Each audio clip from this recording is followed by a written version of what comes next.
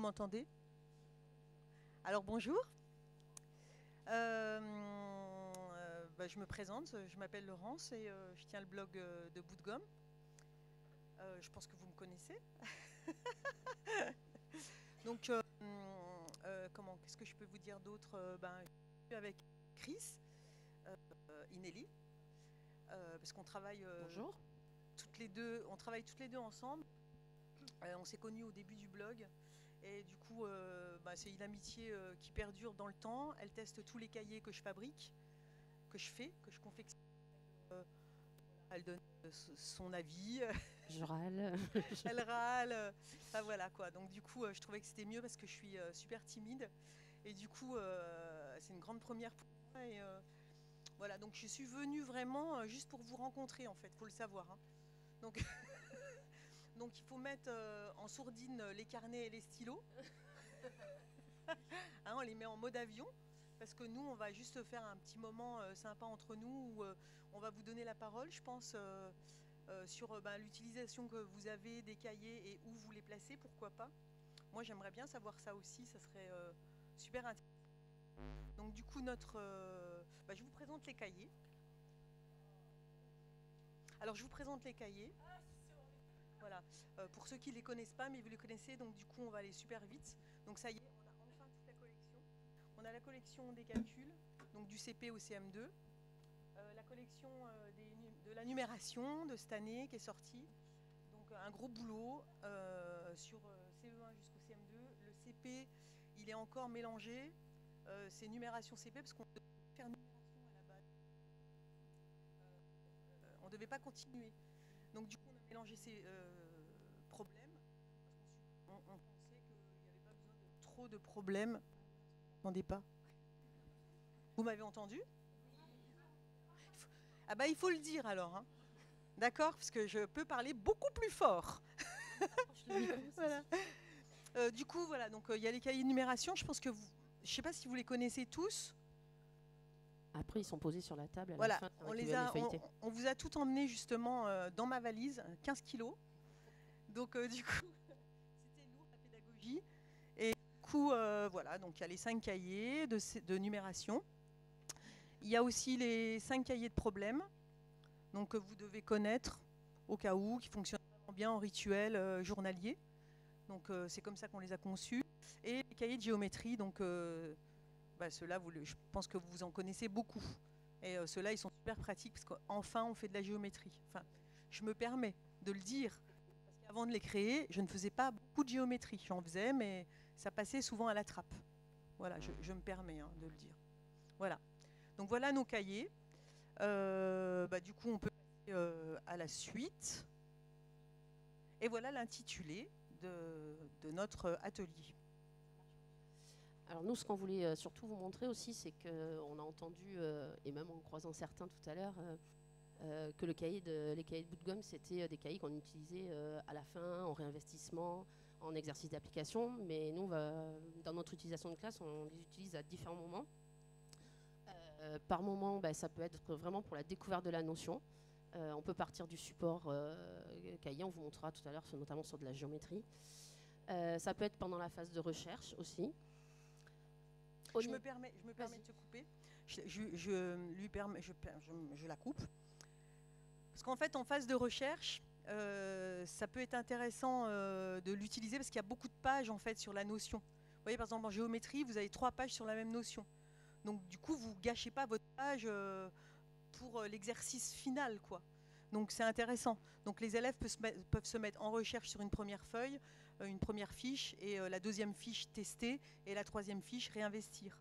En tout cas, en géométrie, ça avait été fabriqué comme ça. Et en calcul aussi.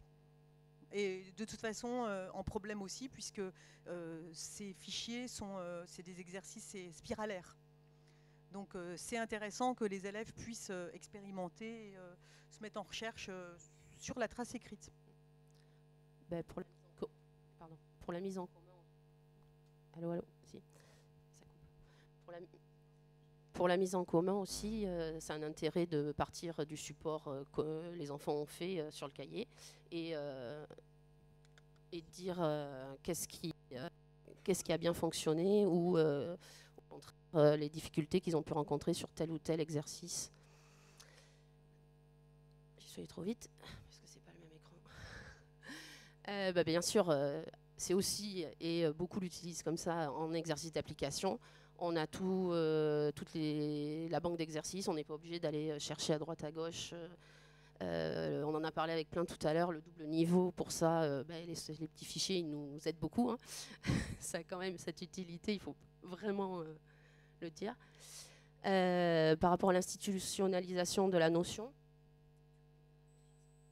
Non. Ah, vous voulez pas le dire? C'est pas grave. Il y en a encore? Ah, vas-y.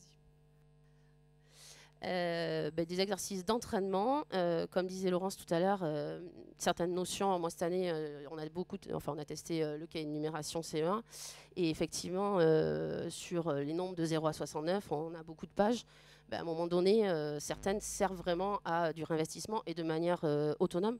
Moi, je faisais l'accueil en classe le matin et très régulièrement, quand le groupe d'enfants qui avait bien maîtrisé, je sentais à l'aise. Vous pouvez en accueil du matin faire de manière autonome votre page de fichier. On en était peut-être à la 5e sur la notion travailler. Et en réinvestissement, un peu de la même façon. Vous savez qu'ils ont un côté spiralaire. Alors, hormis la numération où là, il faut avancer dans la bande numérique, enfin dans le... J'ai perdu. C'est spiralaire, en fait, c'est spiralaire dans les notions, le cahier de numération, évidemment, mais après on avance au niveau du champ numérique. Donc du coup, le cahier de numération, on va le travailler des nombres de 0 jusqu'à 50, après de 50 jusqu'à 100, et de façon spiralaire. Et c'est bien pour ça qu'on a créé le cahier de numération CE1 de cette manière. C'est-à-dire qu'il y a plusieurs notions, il y a plusieurs compétences sur la même page. Voilà, donc, parce que sinon, on aurait fait 20 pages. Si on avait travaillé seulement les compétences du cycle, du CE1, du fin de CE1. Donc du coup, pour pouvoir faire un cahier qui dure sur toute l'année, et que les élèves puissent s'entraîner sur toute l'année, parce que si on fait que les 10 compétences, les gamins, c'est terminé. D'ailleurs, je nomme pas de fichier autre, mais il y a un autre fichier qui fait ça. Et du coup, vous avez 20 pages. Et après, c'est fini. D'ailleurs, du coup, je vous encourage à prendre les miens de numération. Mais j'ai rien dit. J'ai rien dit. Et du coup, voilà, donc c'est de façon spiralaire. Puis c'est tout. Ah, si je voulais vous dire un autre truc. Ouais. Moi, j'allais dire que sur calcul et géométrie, c'était vraiment... moi, je les utilise dans le désordre, selon ma progression à moi. Et c'est vrai que on en parlait avec quelqu'un. Vas-y. Pour les parents, c'est pas toujours évident de savoir quelle page aller signer, quelle page aller observer. Donc moi, je leur mets un tampon en début de cahier avec la date en leur disant allez feuilleter. Il y a une collègue tout à l'heure qui nous a parlé qu'elle coupait les coins des pages. Et effectivement, ça peut être une bonne solution pour savoir ces pages-là ont été travaillées. Ils savent se repérer. Mais c'est vrai que moi, ces pages-là, ces deux fichiers-là, on les travaille dans tous les sens en fonction et on revient rebrasser une notion qu'on avait vue dans le dé. Ce type de cahier, c'est ça qui est intéressant dans ce type de cahier. C'est par exemple, vous voyez, moi ce que je fais, évidemment dans la conception du cahier, on a été obligé de faire dans ce sens-là. Pour la conception du cahier. C'est un choix éditorial, puisque c'est pas un fichier. Donc on travaille les doubles, moi je travaille pas les moitiés juste après les doubles. Vous voyez, donc les doubles, je les garde pour la fin de l'année. Donc du coup, ces pages-là, je les saute sur les doubles. Je ne sais pas s'il y a des collègues CE1 qui sont présents et qui connaissent bien les cahiers. Et du coup, les doubles, je les saute. Et je les ferai que quand je travaillerai la division. Voilà. Donc du coup, évidemment, je reviens en arrière, régulièrement. C'est pareil pour les divisions, les techniques opératoires. Vous avez toutes les techniques opératoires en fin de cahier. Il y a un petit onglet. Je ne sais pas si vous l'aviez vu. Parce qu'on ne peut pas faire d'onglet matériel dans ces cahiers. On appelle ça des onglets. Et du coup, moi, je fais des opérations posées dès le début de l'année. Mais je fais par exemple 2 pages. Et après, je reviens sur le début. Et il y a une collègue qu'on a rencontrée, je ne sais pas si elle est dans la salle, mais qui nous a expliqué comment elle faisait. Et c'était super intéressant, franchement. Comme pour l'agenda, vous savez, quand vous avez fini une page, quand vous avez fini les 2 pages, elle coupe le bout. Elle coupe le bout, là, juste un tout petit morceau. Là. Moi, je viens de le dire, en fait. Ah, tu viens de le dire? Ah, je suis désolée. Je devais être... Bah, ça, je suis mauvaise élève, moi, hein, vous savez. Ah bah, vous avez compris, en fait. Donc, voilà. Si, je voulais dire un truc, c'était important, c'est ça que je voulais dire, en fait, à la place de ça. J'ai d'autres collègues aussi qui font comme ça, qui travaillent pas du tout de cette manière-là. La place du cahier, en fait, elle est en autonomie. Donc du coup, ce cahier, il est juste utilisé en autonomie. Je trouve ça intéressant aussi. Donc les élèves avancent comme ils ont envie. Voilà. Et c'est super intéressant aussi. Moi, je l'ai testé une année en résolution de problèmes. Parce que j'avais une classe double et j'avais des élèves qui étaient complètement hétérogènes. Et donc j'en avais qui avaient le niveau, un niveau de CE2 et d'autres qui avaient un niveau de CE1. Et du coup, j'arrivais pas à faire des séances type en disant tu fais le problème page temps et puis voilà. Je les ai laissés aller tout seuls cahier de problèmes. C'était super enrichissant. Ils ont travaillé du coup la multiplication, la division avant tout. Je sais pas si vous les connaissez. Je sais pas si vous les connaissez, mes affichages en maths sur la résolution de problèmes avec les opérations en dessous. Donc il suffisait que je me déplace en disant voilà, regarde la multiplication comme ça. C'est l'addition réitérée et après tu mets un fois. Et en fait, on a vu toutes les opérations avant même de les étudier dans le cahier de calcul. Et du coup, tout le cahier de calcul est passé tout seul, quoi. Bref, c'était riche. Donc on peut utiliser le cahier en autonomie, mais il faut prise, quoi. C'est sûr qu'il faut... voilà, mais ça passe bien. Voilà, on arrête parce que sinon, dans 30 minutes, je suis encore là. Voilà, vas-y. Alors du coup, on a voulu vous présenter l'utilisation du cahier de numération sur les pages 8 et 9. Donc c'est en début d'année. Donc les élèves sont encore sur le travail jusqu'à 69, avant la difficulté du 70, 80, 90, 91. Et du coup, on voulait vous couper un petit peu, on voulait vous montrer qu'est-ce qu'on faisait avant et après le cahier. Donc on a les 4 pages. Je voulais vous dire, je ne sais pas si elle l'a dit, je n'ai pas entendu. Mais ce cahier de numération, il a été conçu pour travailler sur 2 pages. 2 pages par semaine. Et donc les notions, elles sont différentes sur les 2 pages et elles sont à travailler sur la semaine. Et en fait, elles sont face à face dans le cahier. Vous voyez, il y a un petit peu de tout, c'est spiralaire, il y a un petit peu de tout pour travailler toute la semaine en numération et les amener jusqu'à la fin de l'année comme ça. Donc vous ne pourrez pas, là, par contre, en numération, prendre la page 50, revenir à la page 12. C'est impossible, quoi. Il faut vraiment suivre, se laisser aller sur le cahier de numération. Autant c'est faisable avec les deux cahiers, autant celui-ci, voilà. surtout sur les petits classes, il faut vraiment les suivre. Donc du coup, là, on travaille sur les 2 premiers exercices, l'exercice 2 et l'exercice 3 d'une page. Donc là, on se dit, on va travailler sur la représentation du nombre. Donc qu'est-ce qu'on fait? On va décomposer le nombre, on va le représenter. Donc qu'est-ce qu'on sort pour travailler ça avant? Surtout que c'est en début d'année. Hein. On est vraiment sur le mois de page 6, on est sur la 2e, 3e semaine. Et on sort tout ce matériel. Je suis sûre que vous connaissez tous. Voilà. Donc du coup, ça c'est du matériel que normalement tout le monde a dans la classe, ou alors on en achète. C'est pas très cher. Et quand on n'en a pas, sur le blog, moi je vous propose d'imprimer ces feuilles-là, ces petites barres de 10, ces cubes. On les plastifie même pas. On peut les utiliser comme ça en papier. Voilà, c'est juste à découper. Donc pour travailler le nombre 43, on va demander aux élèves, allez vas-y, faites-moi 43, et on ne donne pas le même matériel à tous les élèves. C'est un peu comme si on faisait des ateliers, quoi. Comme ça, on n'est pas obligé d'acheter 15 millions de barres de 10, parce qu'on ne les a pas. Donc moi, j'utilise beaucoup les cartes à points. Moi, je suis ici de la formation Cap Maternelle. Donc du coup, pour moi, voilà, c'est évident.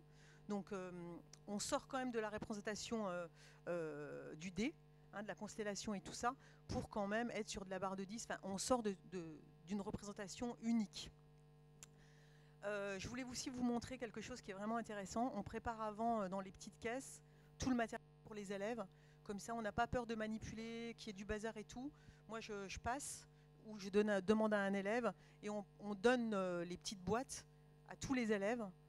Comme ça va très vite. Après, ils ont l'habitude, ils referment, on range, paf, ça y est. Vous voyez, ça ne prend pas une demi-heure. Et ça, c'est important parce que sinon, on n'a plus envie de manipuler. Si tout est perdu, si, je sais pas, ils font du bazar.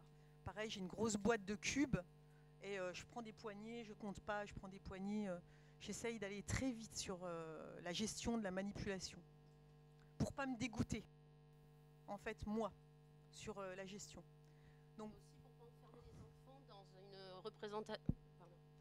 et aussi, ce qui est important, c'est de ne pas enfermer les enfants dans la représentation en barre de 10. Voilà, il faut leur proposer le système d'atelier, Laurence a raison, ça permet aux enfants qui tournent sur ces différentes représentations.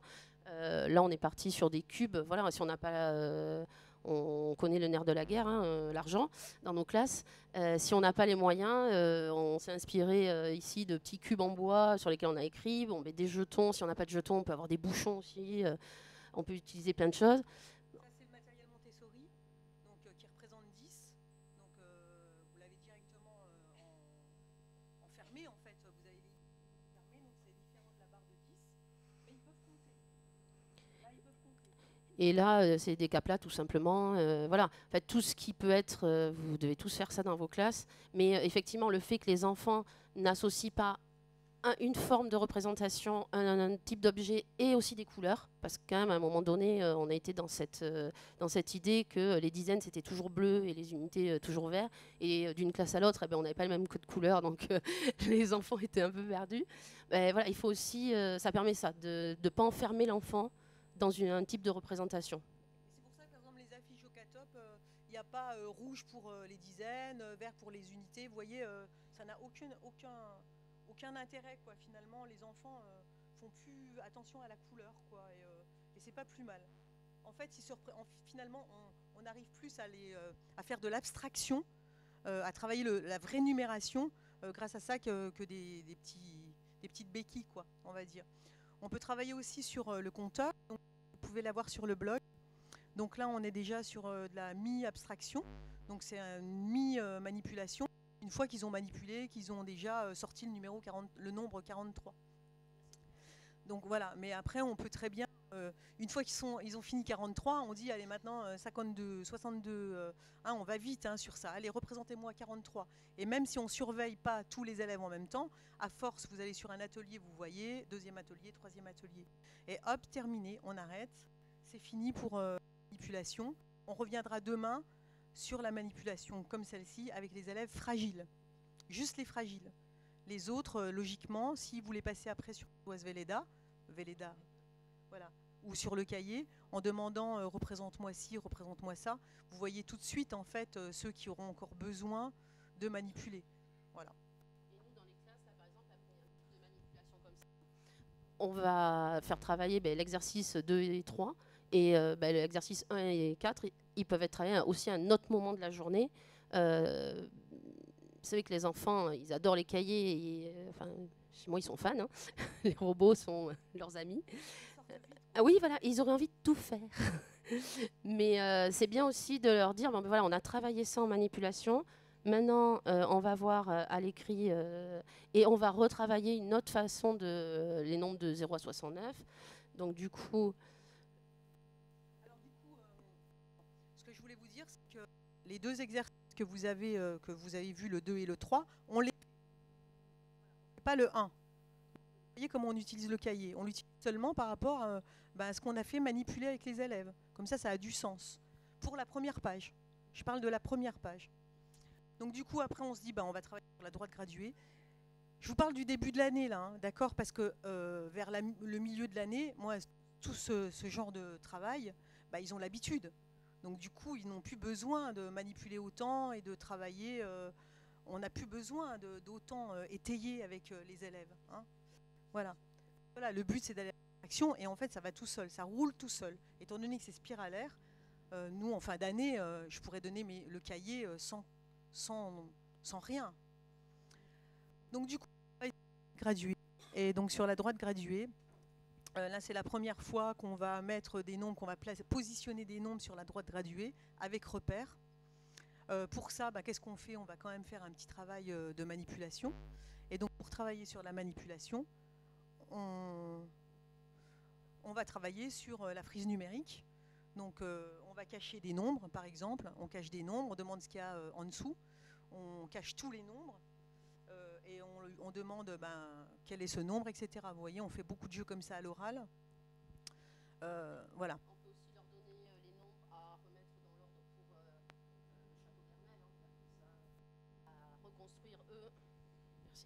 à reconstruire eux-mêmes avec les nombres mélangés par petits groupes. Chacun a ses cartes et le groupe a les cartes et à eux de les remettre dans le bon ordre. Oui, voilà, c'est le Château d'Hermel. Hein, on est inspiré. Oui. Alors moi, j'utilise depuis l'année dernière, je ne sais pas si vous connaissez l'application Bootgum en maths. Elle est présente en ce moment en CP jusqu'au CE2. Et moi, pour travailler justement les lignes numériques, les demi-droites graduées, je travaille avec cette application en entrée. C'est la première fois que je faisais ça cette année. Donc à la place de la frise numérique. Donc tout de suite, je leur ai demandé où placer les nombres. Donc je ne peux pas vous la montrer là parce que du coup, je ne peux pas vous mettre l'ordi. Mais du coup, les élèves, ils réfléchissent entre eux, on discute, on parle, et ils placent donc devant l'ENI. Je ne sais pas si vous avez un ENI. Qui n'a pas d'ENI? Un TBI, un ENI, un... D'accord. Ah, il n'y en a pas tant que ça qui n'en ont plus. Oui, voilà, un truc interactif. Voilà. Interactif. Eh oui. Sur l'application, tu peux pas voilà. Mais moi, je le faisais moi-même. En fait, l'élève, quand j'avais un ordinateur sans TNI, il me disait je vais mettre celui-là, je vais le mettre, je le prends pas. Je vais mettre celui-là ici, et je vais mettre ici, et moi je le faisais à l'arrière. Donc du coup, vous voyez, en fait, on est exactement dans ce qu'on doit travailler avant d'aller sur le cahier, si on veut travailler, positionner un nombre sur une droite mi-graduée. Et donc voilà mon entrée à moi avant le cahier, alors que elle, son entrée à elle, c'est sur une ligne numérique. Moi, j'ai pas l'application. Voilà. Non, mais il faut être honnête, c'est un voilà. coût aussi, et on est tous d'accord. Et voilà, moi c'est plutôt avec les cartes, avec la bande numérique papier, ou avec un BPI, mais en sa bande numérique. Alors avec l'application numérique, il faut savoir que du coup, il y a plein de choses que vous pouvez manipuler. Vous avez aussi des barres de 10 à bouger, vous avez plein de choses comme ça à faire pour faire la décomposition du nombre, pour les déplacer, voilà. Donc du coup, moi je fais souvent maintenant mes entrées avec ça quand je vois que les élèves se débrouillent bien, quoi. Voilà, on avance. Voilà, alors du coup, il est 25. Du coup, ça c'est le dernier exercice. On utilise du matériel avant la séance. Voilà, et on donne des cartes, ils remettent dans l'ordre. C'est un travail sur remettre dans l'ordre des nombres, ordonner des nombres du plus petit au plus grand ou du plus grand au plus petit. La pédale arrache, ça circule pas mal ça, mais tout simplement, moi je dicte un nombre, un enfant, il écrit sur son ardoise, je fais ça sur 4-5 enfants, ils prennent leur ardoise, ils vont au tableau, ils se classent du plus petit au plus grand. Voilà, ça marche aussi et ça va vite. Et... Non, mais si tu prépares pas ton matériel, tu n'as pas envie de découper. C'était dans ce sens-là, la pédale arrache. Oui, voilà, c'est super intéressant de faire ça aussi. Moi, je le fais, on prend des nombres, ils se mettent chacun.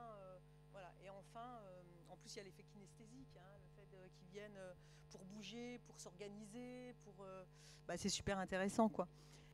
Et du coup, après, voilà, on le fait dans le cahier et ça marche tout seul. En fait, c'est vrai, je vous assure, ça marche tout seul, puisque on a manipulé avant, en fait, on a dialogué avec chaque élève, et s'il ne marche pas, on refera la semaine prochaine, parce qu'il y en aura d'autres des exercices. Vous voyez, ça sera vraiment tout au long de l'année. Alors du coup, je voulais vous montrer aussi ça. Donc ça, c'est après, c'est noté, après le fichier, quand on a fini de faire des exercices dans le cahier, j'ai créé des jeux qu'on peut amener à la maison, c'est-à-dire là par contre je les plastifie et ils les amènent à la maison, je leur donne un Woody et ils font ça chez eux, ils adorent, ils ont l'impression de jouer dans une petite boîte en plastique et donc ils travaillent encore à la maison mais sous forme de jeu, quoi. et puis je les garde après, et puis je vais les redonner l'année prochaine.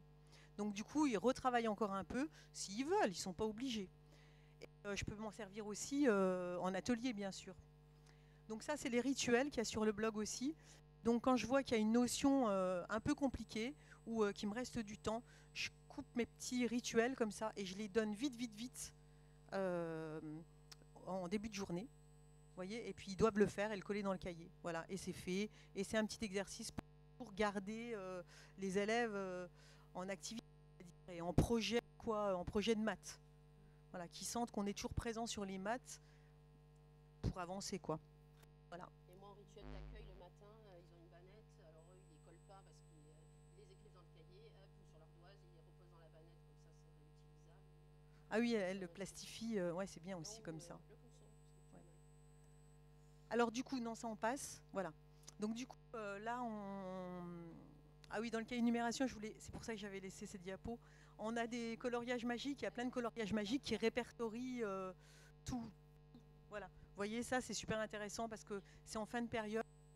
Ces coloriages magiques qui vous permettent de voir compris, et en même temps, c'est ludique. Voilà, pour l'élève, c'est quelque chose où vous pouvez vous poser. Voilà, voilà. Je travaille beaucoup comme ça. Donc là, on voulait vous parler de la symétrie en géométrie. Donc nous, avant de travailler dans le cahier, on travaille avec de la peinture. Donc voilà, quelque chose de simple. Hein. De toute façon, ceux qui me connaissent sur mon blog, en fait, ils savent ça. Mais on peut aussi commencer par le calque. Ouais, moi, oui. Cette année, j'ai pas commencé par la peinture. C'était une classe un peu.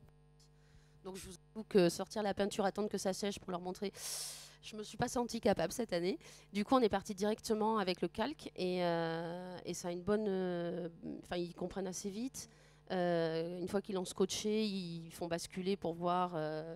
Du coup, ça nous permet après très vite de passer avec la phase des miroirs aussi. Et assembler le travail des miroirs et le travail du calque, ça les aide vraiment. On sait très bien que la symétrie, c'est pas évident pour tous. Hein. Et c'est vrai que cette année, pour le coup, ils ont été plutôt performants là-dessus. Et vous voyez, ça, en fait, c'est avant. C'est vraiment la phase de découverte. Hein, on est sur la phase après la phase institutionnelle et tout ça, vraiment sur la phase de découverte. Donc voilà, on peut faire ça aussi une fois qu'on a quand même vu la phase de découverte, on peut travailler encore en manipulation sur les Lego. Avant, on a mis avant et après. Alors ça marche tout le temps. Donc ça fait des années que je fais ça et là c'était en petit groupe.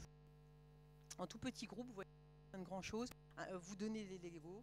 Un élève commence à mettre un Lego, le deuxième, troisième, quatrième, vous voyez, ça va vite quoi. C'est pas trop prise de tête.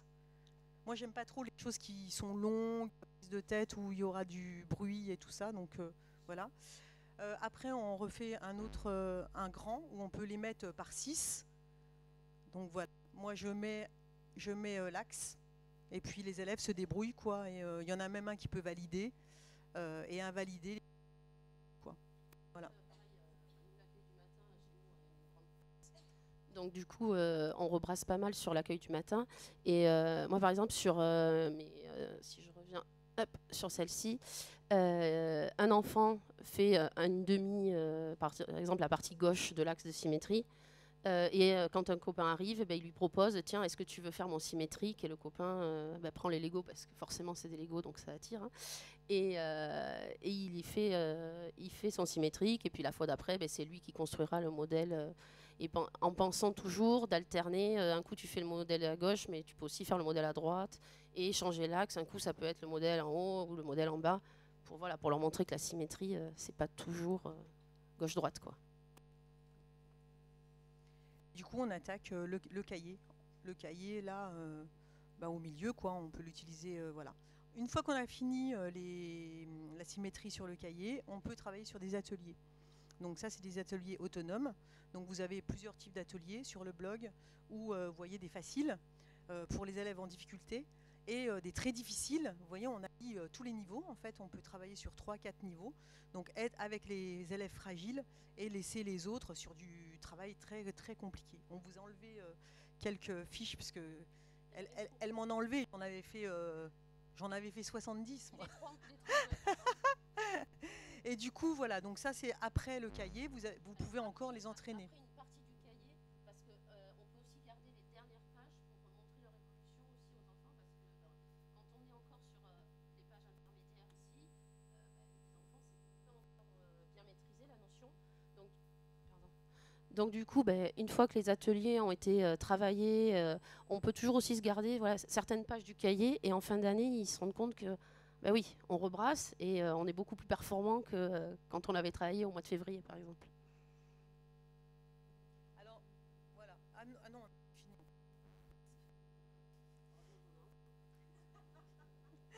Donc du coup, ça c'est les rituels qui sont sur le blog. Et, pardon, ça c'est les rituels qui sont sur le blog. Et donc on s'en sert, pareil, comme pour les maths qu'on vous a montré, le matin en accueil, ou alors dans la journée, quoi. Vous dites cette semaine c'est symétrie. Du coup vous avez vos 6, moi je les découpe sur le bureau, et au moment où j'ai envie, si j'ai 3 minutes, hop, je distribue mes petites fiches, ils me les redonnent à la fin, après on les colle dans le cahier. Voilà. Du coup, c'est super, quoi, parce que ça les entraîne, ça les surentraîne. Et, voilà. Voilà, c'est intéressant de l'avoir sous le coude. Vous photocopiez tout avant, vous mettez, vous savez, les petites pinces, je ne sais pas si vous avez ça. Moi, j'ai plein de petites pinces que j'achète chez Majuscule. Et je me mets une boîte avec plein de petites pinces comme ça, pop, je réfléchis pas. Hein, je donne, je me dis, c'est si et ça fonctionne bien, quoi. Les gamins, ils ont l'habitude, à force que vous donniez des petites feuilles comme ça, ils mettent le prénom derrière, vous récupérez, et ou alors, s'ils ont le cahier, ils collent s'il y a de la place dans le cahier. Ouais. Alors, on déborde 5 minutes. Il n'y a personne, de toute façon. Hein. Alors ça, c'est sympa parce que nous, on a vraiment 2 façons de faire différentes. Sur le cahier, c'est pour ça la place du cahier, vraiment là, elle est différente pour nous 2. Moi, j'utilise pour travailler sur les traits à la règle, j'ai envie déjà de voir sur une feuille ce qu'ils sont capables de faire. Donc du coup, je leur demande de faire des traits à la règle, comme ça, sur une feuille blanche. C'est je regarde, j'aide les élèves qui tiendraient mal la règle. Alors que Chris, elle fait autrement. Moi, je travaille beaucoup les maths sous forme d'atelier, donc j'ai entre 4 et 6 groupes selon les moments de l'année. Et en fait, j'aime bien démarrer, moi, mon évaluation diagnostique. Je veux dire, c'est la première... On va pas y arriver. C'est la première page, la page 4, là, sur les traces à la règle, où à ce moment-là, je suis avec ce groupe-là. J'ai entre 4 et 6 enfants autour de moi. Et je peux vérifier la position de la règle, du bras, du crayon, voilà, comment ils tiennent, la façon dont ils tiennent la règle et comment ils tracent aussi. Et c'est vrai que moi, ça, c'est vraiment moi, je démarre là-dessus. Pourquoi j'aime ces fichiers géométrie? C'est parce que déjà, il n'y a pas de feuille volante. Et pour moi, c'était l'achat primordial, c'était ça. Et c'est vrai que moi, cette partie-là me sert de suite à savoir quels sont les enfants où il faut faire un peu de remédiation sur soit la position, soit la tenue de la règle. Voilà. Ils sont plus en autonomie. En fait, à partir de là, moi, ils sont déjà plus en autonomie parce que j'ai déjà travaillé ça avant, cette histoire de règles, et je suis concentrée uniquement sur les élèves fragiles à ce moment-là. C'est-à-dire que tous les autres sont en autonomie. Comme ah oui, oui, bien sûr. Oui. Bah oui, c'est pénible. Hein. Il vaut mieux les nôtres, hein, parce que je vous le dis. Hein. Voilà, je te remercie quand même de le préciser. Voilà. Voilà. Ça a été une demande de nous, de vous, parce qu'en fait, au début, on devait avoir un petit cahier en plus. Et j'ai fait sur Instagram un questionnaire. Et vous m'avez répondu que vous préfériez avoir un grand format, et avec des pages qui s'ouvraient bien, justement, etc. Donc du coup, moi, j'ai fait remonter ça à Jocatop, hein, qui me suit, qui me regarde. Et du coup, on a réussi à avoir ce grand cahier grâce à vous. Donc voilà, vous êtes super. Vous remercier quand même, je pense qu'on a fini. Ah non, on n'a pas fini encore. On a... Voilà. Il y a des rituels sur le blog, même pour ça, vous voyez. Donc du coup, il y a des rituels tout le temps, c'est très important. Voilà. Et les rituels du blog complètent vraiment oui. Oui, voilà. C'est que vous avez une banque d'exercices, mais si sur une notion, pas sur tout, mais si sur une notion vous avez envie d'en rajouter une couche, on va dire, sur le blog, les rituels Voilà. vous aident à ça. Donc du coup, je voulais vous remercier d'être venu nous voir. C'était une première pour nous. L'année prochaine, je pense que ça sera bien, hein, mais l'année prochaine, ça ne sera pas sur le même thème. J'arrête pas de le dire. Ah voilà, on n'est pas invités, donc j'espère qu'ils nous inviteront. Pitié, pitié. Et du coup, c'était vraiment super sympa que vous soyez là. Et je ne sais pas si vous avez Insta, je suis sûre que si, vous avez tous Insta. Qui est-ce qui n'a pas Insta? Voilà. Ah, alors, inscrivez-vous. Chris n'avait pas de compte Insta pro. Donc du coup, dans le bus du KED, elle s'est créé un bus Insta. Elle s'est créé un compte Insta de pro, voilà. Et du coup, merci à vous et tous les échanges qu'on a en fait sur les réseaux, moi ça me nourrit, tous les réseaux que j'ai, toutes les discussions que j'ai avec vous, voilà. C'est vraiment pour moi important. C'est important aussi que vous commentiez, que vous likiez, parce que du coup ça montre la force qu'on a, en fait, vraiment. Et je dis pas ça juste comme ça, mais par exemple, vous voyez la littérature jeunesse, je change complètement de sujet, je suis désolée, hein. Mais la littérature jeunesse, c'est vraiment important qu'on soit tous présents pour liker, pour montrer que c'est important et que nous, les enseignants, on est forts et qu'on a des idées, des envies. Vous voyez, tout ça, c'est important. Donc le fait de liker, d'être présent et même de créer des comptes d'enseignants, je veux dire, c'est important parce qu'on est une belle communauté, quoi. Donc du coup, vous voyez, on est forts ensemble. Bref, voilà.